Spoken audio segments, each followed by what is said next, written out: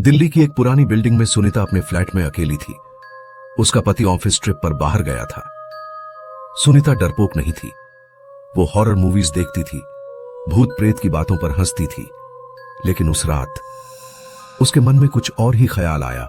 उसने मोबाइल पर bloody Mary challenge का एक वीडियो देखा। लोग कहते थे कि अगर आप रात के 3 बजे आईने के सामने एक जलती हुई मोमबत्ती लेकर 3 बार ब्लडी मैरी कहो तो मैरी की आत्मा सामने आ जाती है। सुनीता मुस्कुराई। अरे ये सब बकवास है, चलो देखते हैं क्या होता है। सुनीता ने सारी लाइटें बंद कर दी। पूरा फ्लैट अंधेरे में डूब गया था। सिर्फ एक मोमबत्ती की लौ जो उसके चेहरे को लाल पीली रोशनी में चमका रही थी। वो आईने के सामने खड़ी हुई। उसकी सांसें धीमी हो गई। उसने धीरे धीरे कहा, ब्लडी मैरी, आखिरी बार थोड़ा कांपते हुए, ब्लडी मैरी। कुछ पल तक सन्नाटा रहा। बस मोमबत्ती की लौ कांप रही थी, जैसे किसी ने उस पर फूंक मारी हो। सुनीता घबराई, पर फिर हंस दी। हा, कुछ नहीं हुआ, सब फालतू बातें हैं। उसने आईने की तरफ देखा और कहा, यह सब तो मजाक है, कोई ब्लडी मैरी नहीं होती।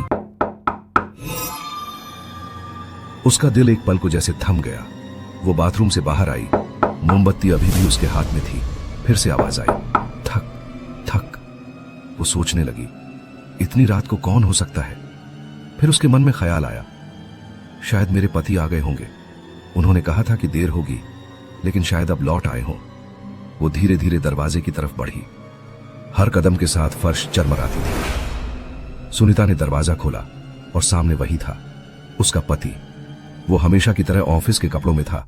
चेहरे पर कोई भाव नहीं, बस खाली निगाहें। सुनीता ने राहत की सांस ली और बोली, अरे तुम तो 6 बजे आने वाले थे, इतने जल्दी कैसे आ गए।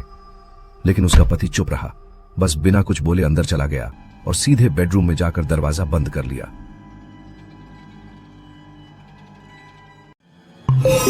सुनीता को थोड़ा अजीब लगा। वो सोचने लगी, इतना ठंडा व्यवहार क्यों, शायद थका हुआ होगा।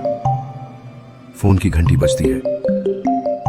सुनीता के हाथ कांप गए जब उसने देखा कॉलर आईडी पर लिखा था, हस्बैंड कॉलिंग। उसका गला सूख गया। धीरे धीरे उसने कॉल किया। हेलो। दूसरी तरफ से आवाज आई, सुनीता, मैं आज नहीं आ पाऊंगा। ऑफिस से डायरेक्ट जयपुर निकल रहा हूं, 2 दिन बाद लौटूंगा। सुनीता की आंखें फैल गई। उसके होंठ कांपने लगे।